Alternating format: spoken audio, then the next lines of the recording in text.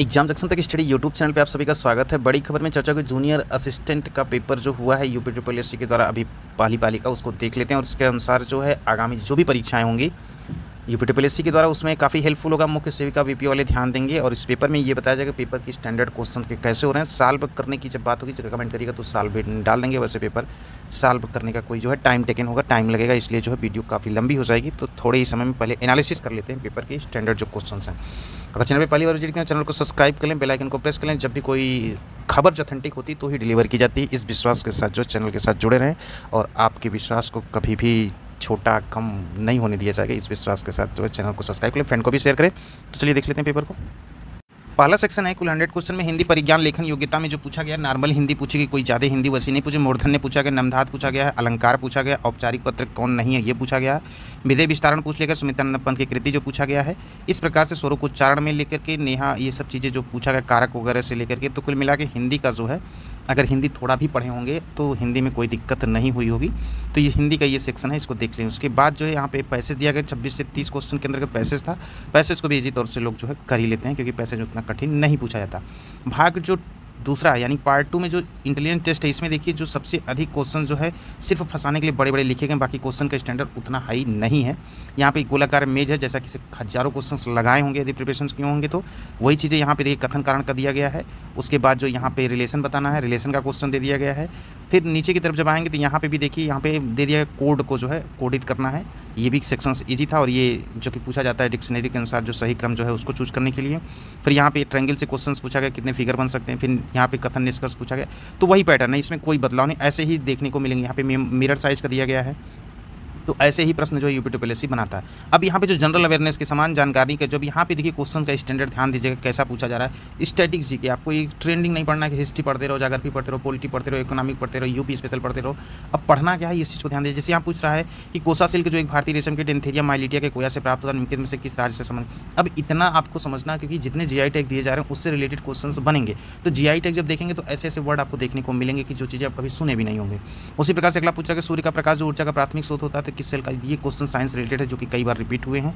और उसके बाद जो क्वेश्चन देख लीजिए मानहानि आईपीसीसी में जो परिवर्तन है उससे संबंधित क्वेश्चन जो पूछेगा, आईपीसीसी भारतीय दंड संहिता के बारे में, नुआखाई जो है इसके बारे में जो क्वेश्चन पूछा गया है, याचिका जो सूचित होने का प्रमाणित जो रिट होती है तमाम तरह की।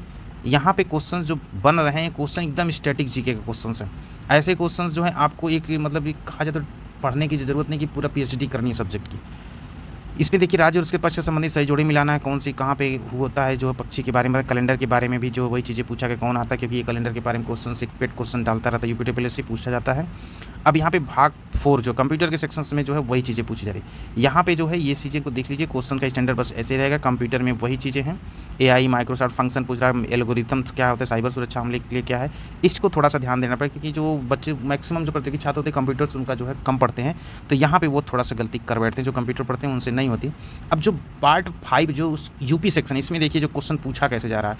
चरकुला नृत्य के बारे में पूछा गया, देवगढ़ स्थिति रासलीला नौटंकी ख्याल यानी कि जो नृत्य है उसको जानना चाहिए, जो मंदिर है उसको जानना चाहिए, कौन किस शैली में है, और उसके बाद जो है आधुनिक उपयोग के लिए क्या है, रक्षा के लिए क्या है।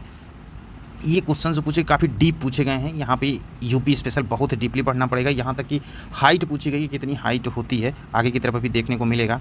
यहाँ पे देखिए पूछा गया उत्तर प्रदेश स्वायत्त संस्था के अंतर्गत नीडा यानी कि जो पारंपरिक ऊर्जा विकास एजेंसी है उसकी ईयर को पूछा गया है। अशोक स्तंभ के बारे में पूछा गया है।